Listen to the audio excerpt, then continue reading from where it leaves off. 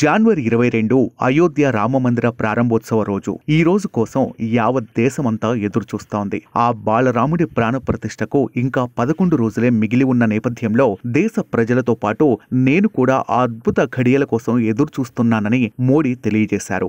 ఈ మహోన్నత ఘట్టాన్ని కనులారా వీక్షించే అవకాశం కలగడం, ఈ ప్రారంభోత్సవానికి దేశ ప్రజల తరపున ప్రతినిధిగా ఉండటం నా అదృష్టంగా భావిస్తున్నానని తన సోషల్ మీడియా ఎక్స్ లో పోస్ట్ చేశారు మోదీ.